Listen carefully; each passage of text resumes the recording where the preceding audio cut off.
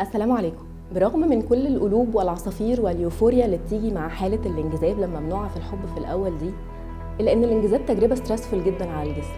فاكرين النورابينفرين كنا جبنا سيرته في السحلة اللي فاتت؟ النورابينفرين ده واحد من هرمونات التوتر وبيزيد مع زيادة الدوبامين. قلبي بيدق بسرعة لما بشوفها، ده النورابينفرين. اصل عندي باترفلايز ان ماي ستومك لما بشوفه، ده النورابينفرين برضو. هو بيقلل الدم اللي واصل للجهاز الهضمي علشان يضخ الدم للعضلات فمعدتك بتنمل. فمن الاخر هي كده كده حاله مش مستدامه. جسمك بعد مرحله معينه بيقول ان دي ما بقتش عيشه وبيفض المولد الهرموني ده علشان نشوف اللي ورانا. هو الانجذاب ادى وظيفته ان هو خلانا عندنا خلق ان احنا نركز مع بعض شويه ونشوف في موضوع ولا ما فيش موضوع.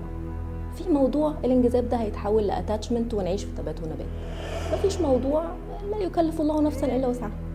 اللي حابه منكم يقول لي قعد في فقره الانجذاب دي قد ايه، وللمزيد من السحلات في زرار موت. السلام عليكم. برغم